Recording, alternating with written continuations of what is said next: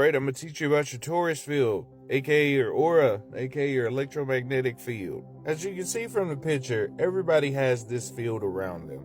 They call it an electromagnetic field. This is your aura, right?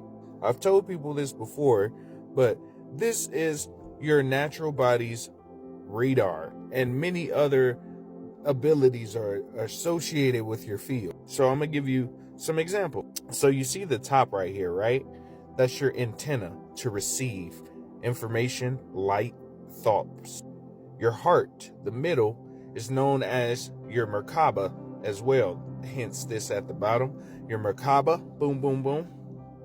Right? Your Merkaba is like your space Uber that allows you to do different things, astral travel, travel across the stars and all that.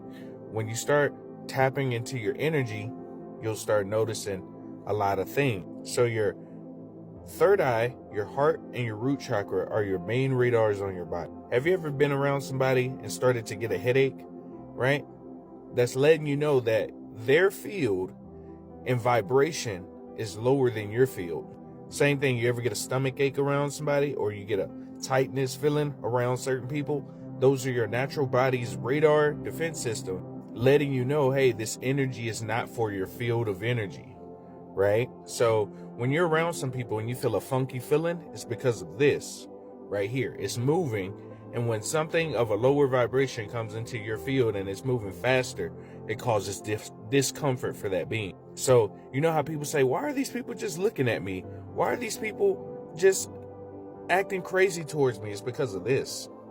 Because your field is moving faster than theirs, and it's causing a discrepancy in their energy. Your soul, you know how they say your soul is your feet? This is why, because you actually magnetize yourself every time you ground, or aka earth yourself.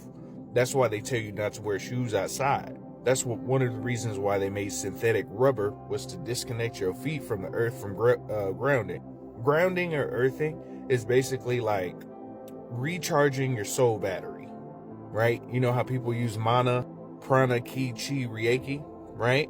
Think of it as like a bar on a video game, right? Every time you use some kind of activity, it goes down. When you put your feet in the grass, it helps to recharge that bar back up. Another interesting thing, this is your Torus field again, right?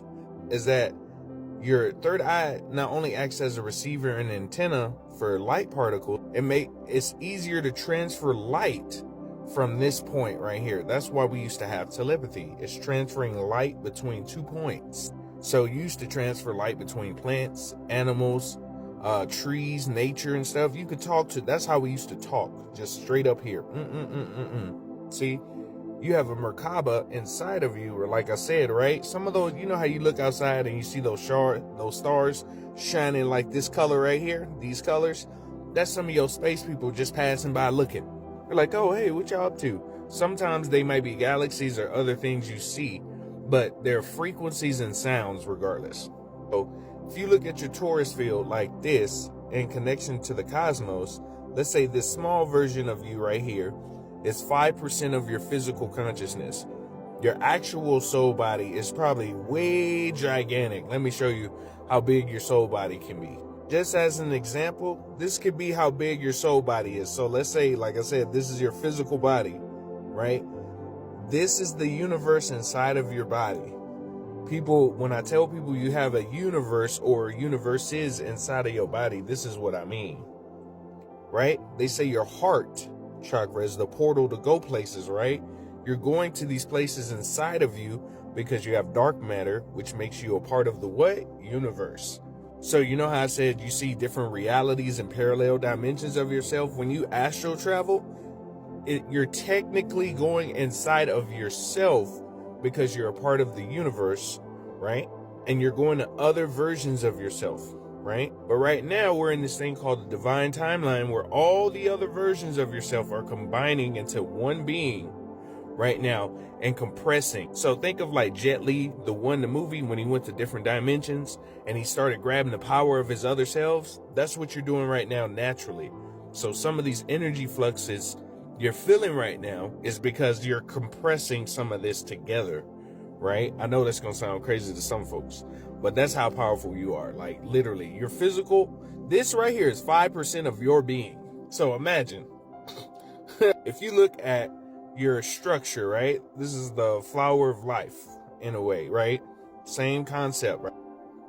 Different versions of yourself, these little circles, different versions, all converging to one unit.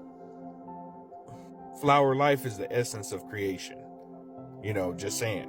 When people say your Torus field, this is what I mean. Your Torus field is in your body. You can literally see the dynamics, right? You see your lungs, you see ovaries, your diaphragm.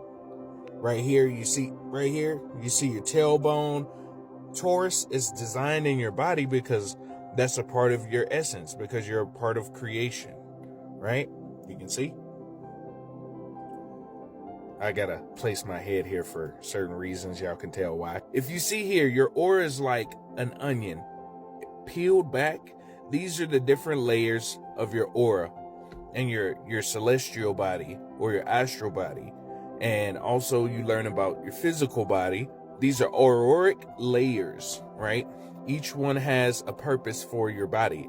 That's why they say you're multidimensional too, because these waves are constantly going off on everything you do. You can screenshot this. You'll have my face in it, unfortunately, because there's something right here. But if you look at the different layers of your body, this is another reason why they call you intradimensional or multidimensional, because your auras too relate to not only your life, they relate to stuff that's popping off.